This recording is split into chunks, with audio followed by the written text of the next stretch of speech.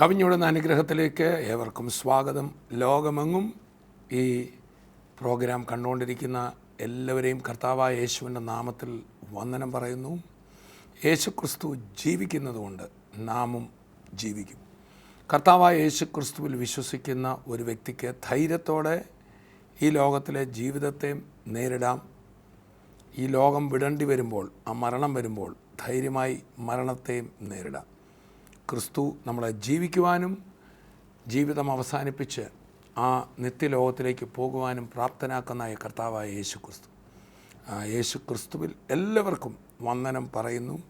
നമ്മുടെ ഈ TV പ്രോഗ്രാമുകൾ ലോകമെങ്ങും അനേകർക്ക്, ജനലക്ഷങ്ങൾക്ക് അനുഗ്രഹമാകുന്നത് ഓർക്കുമ്പോൾ വളരെ കർത്താവിനെ സ്തുതിക്കുന്നു.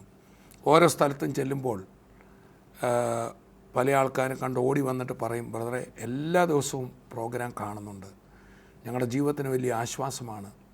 ഡൽഹിയിൽ ഒരു ബ്രദർ എന്നെ വളരെ രഹസ്യത്തിൽ വന്ന് കണ്ടിട്ട് പറഞ്ഞു, ബ്രദറെ ഓരോ ദിവസവും ഈ പ്രോഗ്രാം, ഇതേ വാക്ക് അദ്ദേഹം ഉപയോഗിച്ച്, എൻ്റെ ഓക്സിജൻ, എൻ്റെ ജീവൻ നിലനിൽക്കുന്നത് പ്രശ്നങ്ങളിലാണ്, ഞാൻ അതുപോലെ വിഷയത്തിലൂടെ പോകുന്നത്. പക്ഷേ ദൈവവചനം എനിക്ക് വലിയ അനുഗ്രഹമാണ്, ധൈര്യമാണ്. നിങ്ങളുടെ ഈ വാക്കുകൾ, പ്രോത്സാഹനങ്ങളാണ് ഞങ്ങളെ ഏറ്റവും അധികം മുൻപോട്ട് നയിക്കുന്നത്. നിങ്ങളെല്ലാവരും പ്രാർത്ഥിക്കണം. പ്രത്യേകിച്ച് നമ്മുടെ മിഷൻ മന്ത് നടന്നുകൊണ്ടിരിക്കുകയാണല്ലോ. നിങ്ങളെല്ലാവരും ഇപ്പോൾ തന്നെ അതിനായി തയ്യാറായി എന്നെനിക്ക് ഉറപ്പുണ്ട്. ഒരു വീട്ടിലുള്ള നിങ്ങളെല്ലാവരും പ്രാർത്ഥിക്കണം. പിതാവും മാതാവും മക്കളും എല്ലാവരും ഓരോ മിഷൻ മന്തിലേക്ക് കൊടുക്കുവാനായി പ്ലാൻ ചെയ്ത് പ്രാർത്ഥിച്ച് ഒരുങ്ങണം. ലോകമെങ്ങുമുള്ള ജനലക്ഷങ്ങൾക്ക് കർത്താവായ യേശുവിൻ്റെ വചനം കൊടുക്കുവാൻ അതിലൊരു പങ്കാളിയായാൽ ഓരോരുത്തരെയും, ആ പങ്കാളിയാകുന്ന ഓരോരുത്തരെയും കർത്താവ് മറക്കത്തില്ല. യേശു ആർക്കും കടക്കാരനായിരിക്കില്ല. കർത്താവിനെ കൊടുത്ത് തോൽപ്പിക്കാനൊക്കത്തില്ല. അതുപോലെ തിരിച്ചു തന്ന് കർത്താവ് നിറയ്ക്കും. ഉറപ്പാണ്. ഈ മിഷൻ മന്തിൽ പങ്കാളിയാകുവാൻ പ്രത്യേകം ഓർപ്പിക്കുന്നു.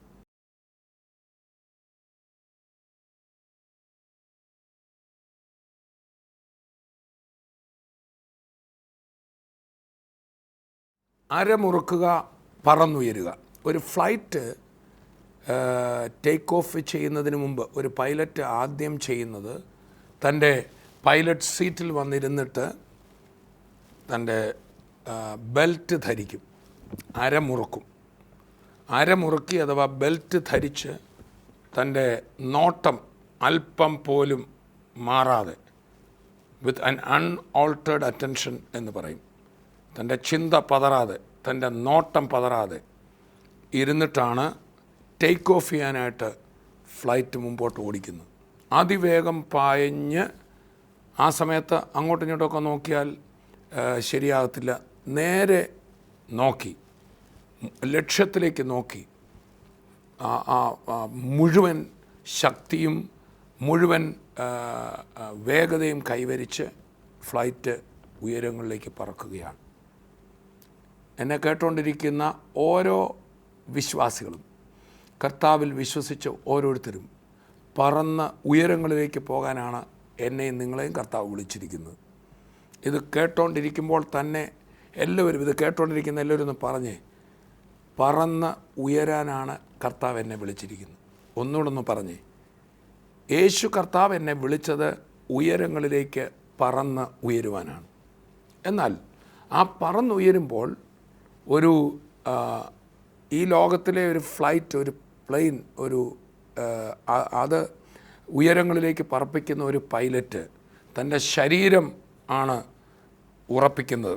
ബെൽറ്റിട്ട് അരമുറുക്കി തൻ്റെ കണ്ണ് നേരെ ഏകാഗ്രതയോടെ പിടിച്ച് തൻ്റെ മനസ്സ് ഏകാഗ്രമാക്കി പോകുന്നെങ്കിൽ, ഇവിടെ നമ്മൾ പറന്നുയരുന്നത് ഈ ലോകത്തിലെ ഒരു ആകാശത്തിലേക്കല്ല, ജീവിതത്തിൽ തന്നെ ഉയരങ്ങളിലേക്ക്, ആത്മീയമായ ഉയരങ്ങളിലേക്ക്, ശുശ്രൂഷയുടെ ഉയരങ്ങളിലേക്കാണ് കർത്താവ് നമ്മളെ വിളിച്ചിരിക്കുന്നത്. അങ്ങനെ ഉയരങ്ങളിലേക്ക് പോകുന്നവർ ഉറപ്പിക്കേണ്ടത് അവരുടെ മനസ്സാണ്. നമുക്കൊരു വേദഭാഗം വായിക്കാം. 1 പത്രോസ് 1:13 ആകയാൽ നിങ്ങളുടെ മനസ്സ് ഉറപ്പിച്ച് നിർമ്മതരായി യേശുക്രിസ്തുവിൻ്റെ പ്രത്യക്ഷതയെങ്കിൽ നിങ്ങൾക്ക് വരുവാനുള്ള കൃപയിൽ പൂർണ്ണ പ്രത്യാശ വെച്ചുകൊള്ളുവിൻ. ഒന്നുകൂടെ വായിക്കാം. നിങ്ങളുടെ മനസ്സ് ഉറപ്പിച്ച് നിർമ്മതരായി യേശു ക്രിസ്തുവിൻ്റെ പ്രത്യക്ഷതയിൽ നിങ്ങൾക്ക് വരുവാനുള്ള കൃപയിൽ പൂർണ്ണ പ്രത്യാശ വെച്ചുകൊള്ളുവിൻ. ഇവിടെ ഇംഗ്ലീഷ് ബൈബിൾ രേഖപ്പെടുത്തിയിരിക്കുന്ന gird up the loins of your mind. നിങ്ങളുടെ മനസ്സിൻ്റെ അര ബെൽറ്റിട്ട് മുറുക്കുവിൻ. ബി ബക്കിൾഡ്. സീറ്റ് ബെൽറ്റൊക്കെ ഒന്ന് ധരിച്ച് ഒരു വലിയ കാര്യത്തിനായിട്ടാണ് കർത്താവ് നമ്മളെ വിളിച്ചിരിക്കുന്നത്. തിരുവചനത്തിൽ ഒരു ക്രിസ്തുവിൽ വിശ്വസിച്ച ഒരു വ്യക്തിയുടെ ഈ ലോക ജീവിതത്തെ പുറത്ത് പറയണം, ഓട്ടക്കളത്തിൽ ഓടുന്ന ഒരു ഓട്ടക്കാരനായി പറയണം. ഓട്ടക്കളത്തിൽ ഓടുന്നവർ അനേകരെങ്കിലും ഒരുവനെ ബിരുദ പ്രാപിക്കുന്നുണ്ട്. തിമോഥെയോസിൻ്റെ ലേഖനത്തിൽ പൗലോസ് ശ്ലീഹ പറയാണ്, അവിടെ തന്നെ പറയാണ്, കൃഷി ചെയ്യുന്ന ഒരു കർഷകനാണ് താൻ. കൃഷി ചെയ്യുമ്പോൾ ഒരു പ്രതീക്ഷയോടെ അതിൻ്റെ വിളവ് പ്രതീക്ഷിച്ചുകൊണ്ട് അവിടെ കൃഷിക്കിടയിൽ കളകളൊക്കെ പറിച്ചു മാറ്റി എങ്ങനെ തൻ്റെ കൃഷി മുമ്പോട്ട് കൊണ്ടുവന്നു, അതുപോലെയാണ് ക്രിസ്തീയ ജീവിതം.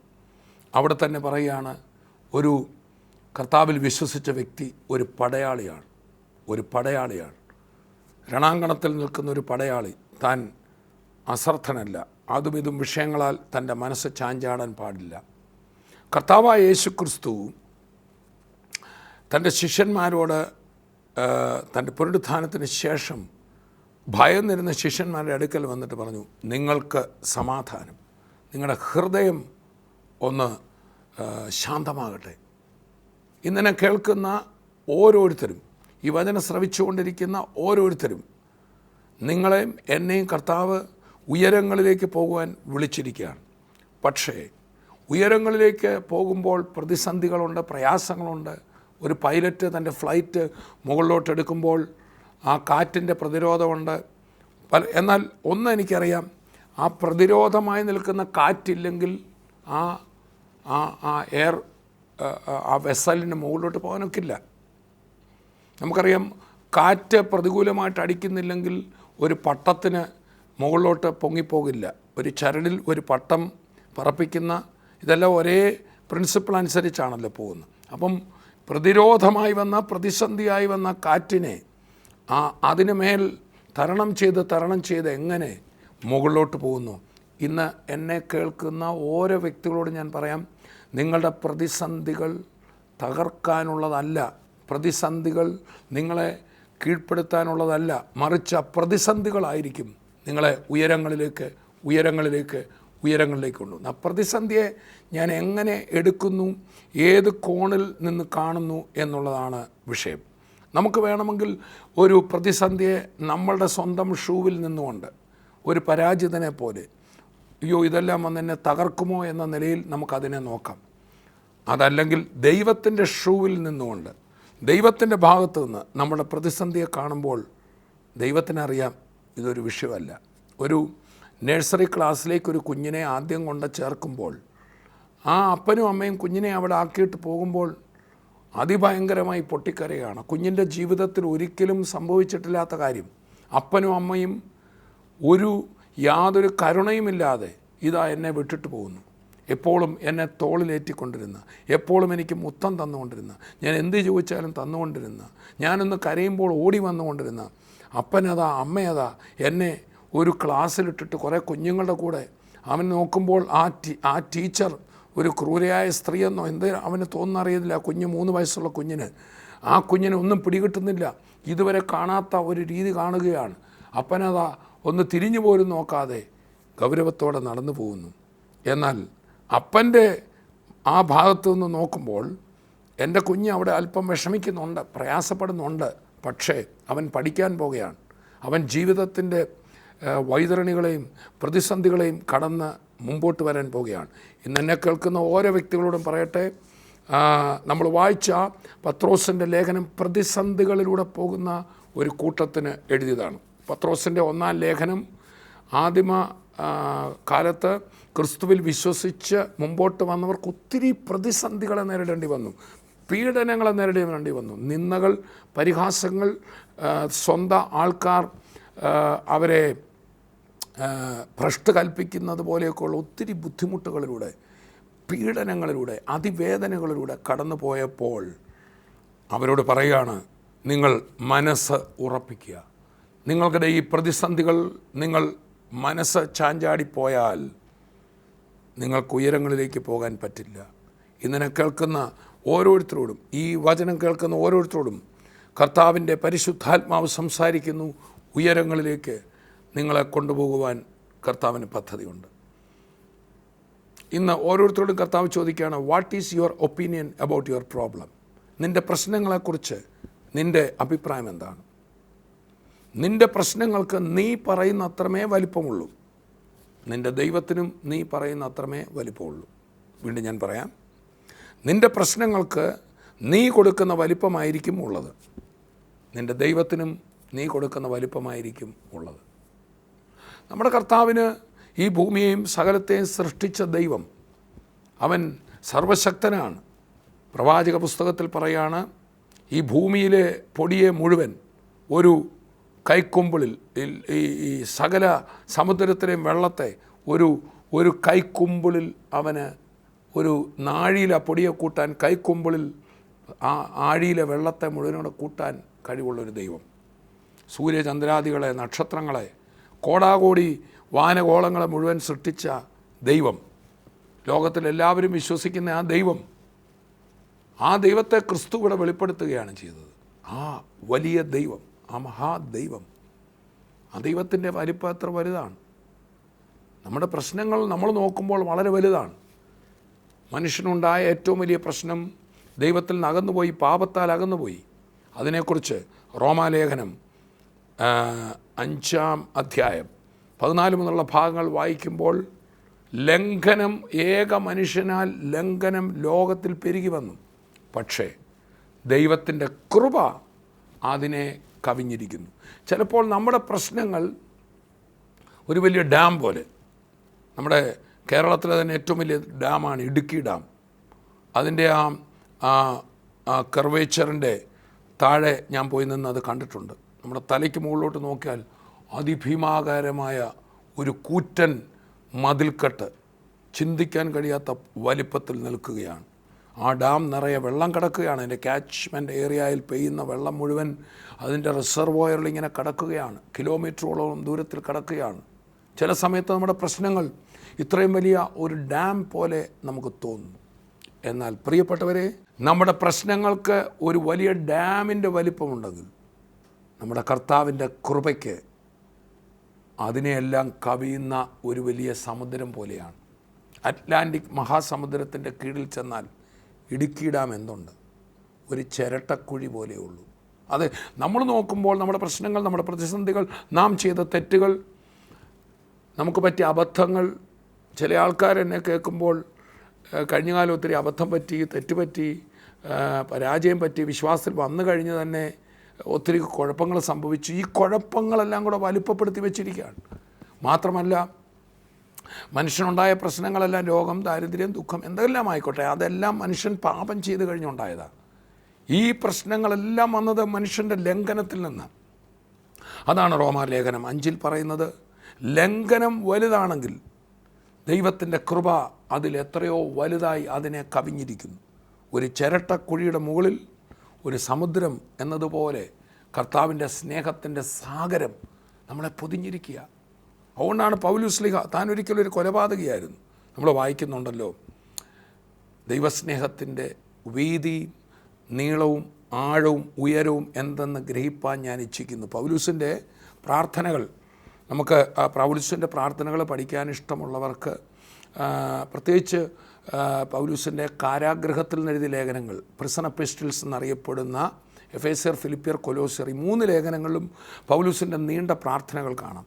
കൂടുതൽ മനസ്സിലാക്കാൻ ആഗ്രഹിക്കുന്ന എല്ലാ ദൈവമക്കളും പിന്നീട് സമയം പോലെ ആ ഭാഗങ്ങളൊന്ന് വായിക്കണം, എടുത്ത് പഠിക്കണം.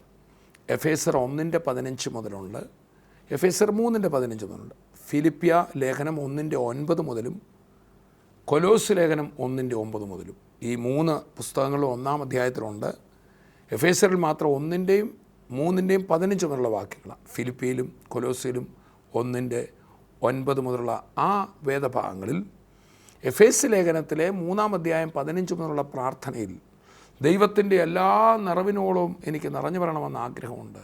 അവിടെ പറയാം ദൈവസ്നേഹത്തിൻ്റെ വീതിയും നീളവും ആഴവും ഉയരവും. പലരും നഷ്ടബോധത്തിലിരിക്കുകയാണ്. വിശ്വാസികൾ തന്നെ പലരും അയ്യോ എനിക്ക് ചൊവ്വേ പ്രാർത്ഥിക്കാൻ പറ്റിയില്ല, എനിക്ക് അങ്ങനെ പറ്റി ഇങ്ങനെ പറ്റി എന്നൊക്കെ പറഞ്ഞ് നമ്മളിരിക്കുക.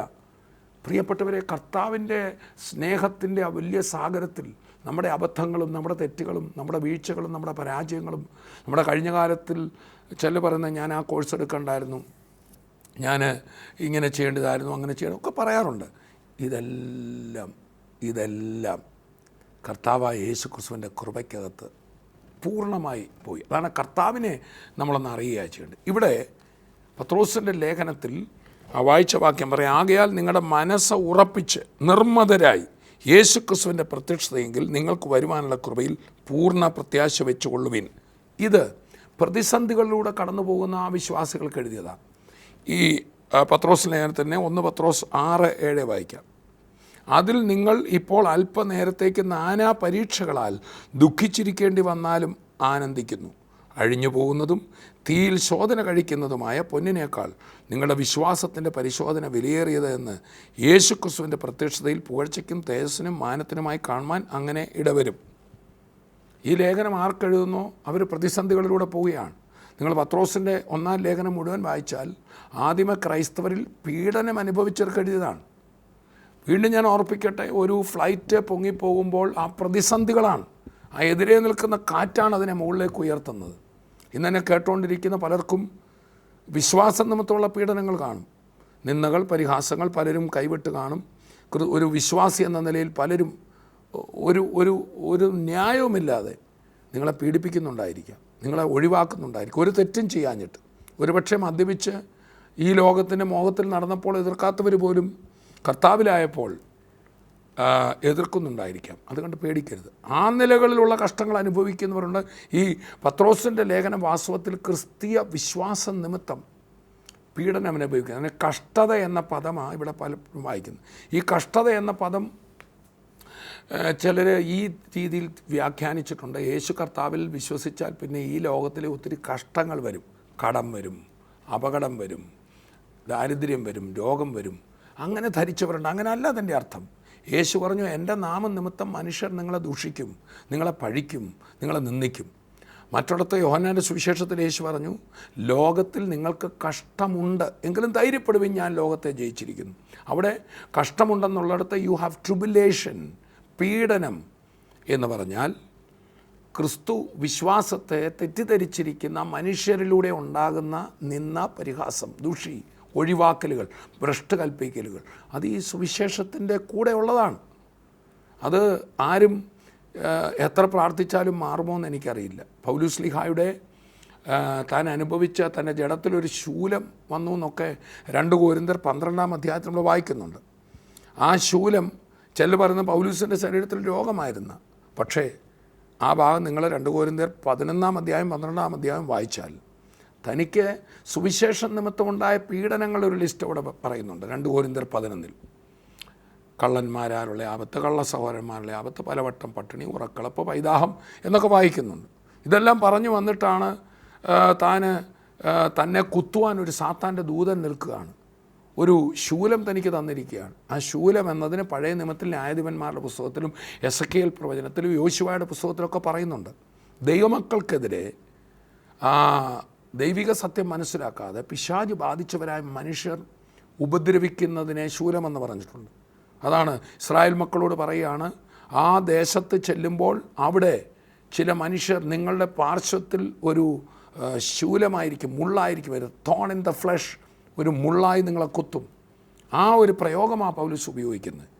സത്യമറിയാത്തവർ പലപ്പോഴും നമ്മളെ ഉപദ്രവിക്കും, പ്രയാസപ്പെടുത്തും. അങ്ങനെ ഈ പത്രോസിൻ്റെ ലേഖനം മുഴുവൻ വായിക്കുമ്പോൾ നിരവധി തവണ നമ്മൾ വായിക്കുന്നു പീഡനങ്ങളിലൂടെ അവർ കടന്നുപോയി. ആ പീഡനം മാത്രമല്ല, മുമ്പ് പറഞ്ഞ പോലെ ജീവിതത്തിലെ ചില കഷ്ടങ്ങൾ, അത് ക്രിസ്തു നിമിത്തമുള്ളതല്ല, അനുഭവിക്കുമ്പോഴും. ഉദാഹരണത്തിന് ഒരു രോഗമാണ്, ഇത് കേട്ടുകൊണ്ടിരിക്കുന്ന ആൾക്ക് രോഗമാണ്, അല്ലെങ്കിൽ കടഭാരമോ പ്രശ്നങ്ങളോ ഉണ്ട്, അതല്ലെങ്കിൽ വീട്ടിലെ ചില വിഷയങ്ങളുണ്ട്. അതൊന്നും ക്രിസ്തുവിനെ അറിഞ്ഞുകൊണ്ട് വന്നതല്ല. നോ, ക്രിസ്തു നിമിത്തമുള്ള കഷ്ടതകൾ ക്രിസ്തു നിമിത്തം മാത്രമേ വരത്തുള്ളൂ. രോഗം, ക്രിസ്തുവിൽ വിശ്വസിച്ചവർക്ക് മാത്രമല്ല, ലോകത്തിലെല്ലാവർക്കും വരും. അങ്ങനെ ലോകത്തിലെല്ലാവർക്കും വരുന്ന പൊതുവിലുള്ള കഷ്ടപ്പാടുകളുണ്ട്, പ്രയാസങ്ങളുണ്ട്, പ്രതിസന്ധികളുണ്ട്. ആ കഷ്ടതയിലൂടെ കടന്നു പോകുമ്പോഴും ക്രിസ്തു നമ്മുടെ അകത്തുണ്ടെങ്കിൽ ആ പ്രതിസന്ധികളെയും നമ്മളെ ഉയർത്തുന്ന ഒന്നാക്കി മാറ്റും. പക്ഷേ ഇവിടെ നമ്മൾ മനസ്സിലാക്കേണ്ടത്, ഈ പ്രതിസന്ധികൾ നമുക്കെതിരെ പിശാച് തൊടുത്തുവിടുന്നത് എന്തിനാണെന്നറിയോ? നമ്മുടെ മനസ്സിനെ ചാഞ്ചാട്ടുവാനാണ്. അതാണ് ഇന്നത്തെ നമ്മുടെ വിഷയം, നമ്മൾ പഠിച്ചുകൊണ്ടിരിക്കുന്ന വിഷയം അതാണ്. ഈ വിശ്വാസികളോട് പൗലോസ് പറയുകയാണ്, നിങ്ങളുടെ ഈ പ്രതിസന്ധികൾ നിങ്ങളുടെ മനസ്സ് ചാഞ്ചാടിപ്പോകാൻ സാധ്യതയുണ്ട്. നമുക്ക് ഒരു കടഭാരമായിക്കൊള്ളട്ടെ, അല്ല ക്രിസ്തു നിമിത്തമുള്ള ഒരു ഉപദ്രവമായിക്കൊള്ളട്ടെ, അവിടെ നമ്മുടെ മനസ്സ് ചാഞ്ചാടിപ്പോയോ നമ്മൾ പതറും, ഭാരപ്പെട്ടു, അവിടെ നമ്മുടെ വിശ്വാസം കുറയും, നമുക്ക് മുമ്പോട്ട് പോകാനൊക്കത്തില്ല, നമ്മളാകെ കലങ്ങും.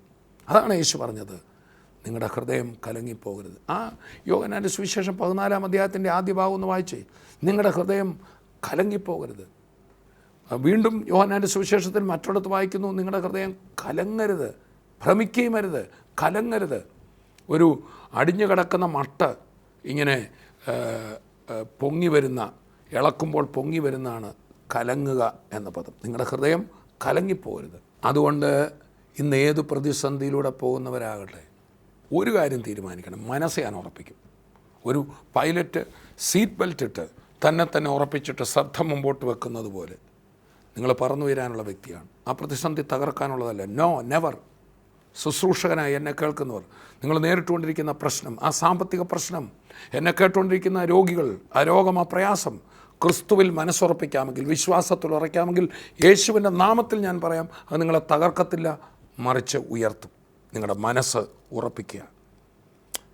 യെസ്, നിങ്ങളെ തന്നെ അരമുറുക്കുക. ബക്ലപ്പ്. നമുക്ക് പ്രാർത്ഥിക്കാം. പിതാവേ, ഞങ്ങളങ്ങേ സ്തുതിക്കുന്നു. ഞങ്ങളെ കേൾപ്പിച്ച വചനത്തിനായി സ്തോത്രം.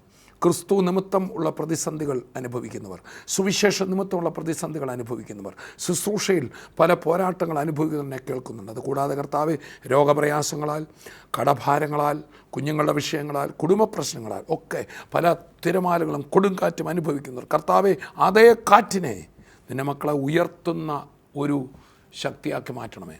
എങ്ങനെ ഒരു വിമാനം കർത്താവെ ടേക്ക് ഓഫ് ചെയ്ത് മുകളിലേക്ക് ഉയരുമോ, പ്രതിസന്ധികളെ കാറ്റിനെ തരണം ചെയ്ത് മുകളിലേക്ക് പോകുമോ, അതുപോലെ തന്നെ ഇന്നെന്നെ കേൾക്കുന്ന ഓരോ മക്കളെ ഉള്ളം ബലപ്പെടട്ടെ. കർത്താവെ, അപ്പോൾ തന്നെ അടിയൻ പ്രാർത്ഥിക്കുന്നു, യേശു ക്രിസ്തുവിൻ്റെ നാമത്തിൽ ഇപ്പോൾ തന്നെ രോഗബന്ധനങ്ങൾ ഒന്നൊന്നായിട്ട് അഴിയട്ടെ. ഇത് കണ്ടുകൊണ്ടിരിക്കുന്ന ഓരോ വ്യക്തികളും യേശുവിൻ്റെ നാമത്തിൽ രോഗക്കെട്ടുകൾ പൊട്ടി മാറട്ടെ. യേശുവിൻ്റെ നാമത്തിൽ കണ്ണ് സൗഖ്യമാക്കുന്നുണ്ട് കർത്താവ്. കണ്ണിൽ പീളയടിയുന്ന രോഗം സൗഖ്യമാക്കുന്നുണ്ട്. കൺതടത്തിനകത്ത് അതിവേദന ഇപ്പോൾ സൗഖ്യമാകുന്നു. കണ്ണിനകത്തെ പ്രഷറുകൾ സൗഖ്യമാകുന്നുണ്ട്. യേശു ക്രിസ്തുവിൻ്റെ നാമത്തിൽ ചെവിക്കകത്ത് മൂളുന്ന പോലെയുള്ള ശബ്ദം, ആരൊക്കെയോ സംസാരിക്കുന്ന പോലെ, ഉറങ്ങാൻ കഴിയാത്തതുപോലെ ടെൻഷനുകൾ യേശുവിൻ്റെ നാമത്തിൽ വിടുതലാകും. മനസ്സ് ഉറപ്പിക്കുക. യേശു കർത്താവ് കൂടെയുണ്ട്. കർത്താവ് ഇത് കേട്ടുകൊണ്ടിരിക്കുന്ന ഓരോ വ്യക്തികൾ, ചില അസിഡിറ്റികൾ, ആ മനക്ലേശ നിമിത്തം ഉണ്ടാകുന്ന അസിഡിറ്റികൾ, ശ്വാസം മുട്ടലുകൾ, ശരീരം അങ്ങ് പെരുക്കുന്നത് പോലെ, ഉറങ്ങാൻ കഴിയാത്തതുപോലെ, ചില രാത്രികളായി ഉറങ്ങാൻ കഴിയാതിരിക്കുന്ന വ്യക്തി, യേശു നിന്നെ തൊടുകയാണ്. ഒന്നും സംഭവിക്കത്തില്ല. മനസ്സുറപ്പിക്കുക. കർത്താവിൻ്റെ കൃപയിൽ മനസ്സുറപ്പിക്കുക. യേശു ക്രിസ്തുവിൻ്റെ നാമത്തിൽ ഇപ്പോൾ സൗഖ്യമാകട്ടെ, വിടുതലാകട്ടെ എന്ന് കൽപ്പിക്കുന്നു. കർത്താവിൻ്റെ കരം നീട്ടിയതിനായി സ്തോത്രം. യേശുവിൻ നാമത്തിൽ തന്നെ. ആമേൻ, ആമേൻ, ആമേൻ. കർത്താവ് നമ്മെ ധാരാളമായി അനുഗ്രഹിക്കട്ടെ. അടുത്ത എപ്പിസോഡിൽ കാണും വരെയും കർത്താവിൻ്റെ കൃപയിൽ നമ്മെ സൂക്ഷിക്കും. I bless you in Jesus name. Amen.